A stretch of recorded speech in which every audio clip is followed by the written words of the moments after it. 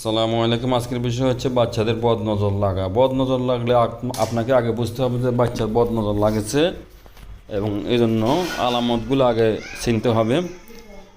বদনজর লাগলে যে ধরনের আলামতগুলো বাচ্চার চেহারার ভিতরে প্রকাশ পায় তা হচ্ছে বাচ্চার চেহারা মলিন হয়ে যাওয়া, খাওয়ার রুচি কমে যাওয়া, জিম মারা, বমি আসা,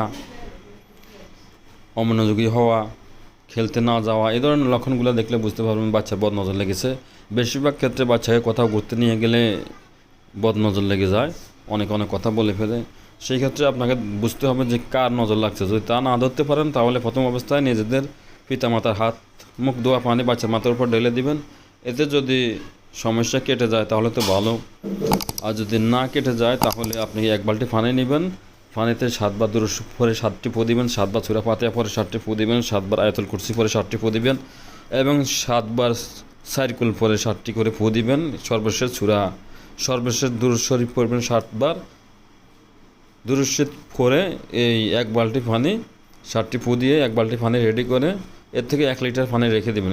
এই পানির 1 লিটারটা একদিন 3 বেলা খাওয়াবেন, 3-4 বেলা, আর পুরো বালতি দিয়ে তাকে গোসল করায় দিয়ে দিবেন। ইনশাআল্লাহ বদনজর কেটে যাবে। এরপর কিছু আমল করতে হবে।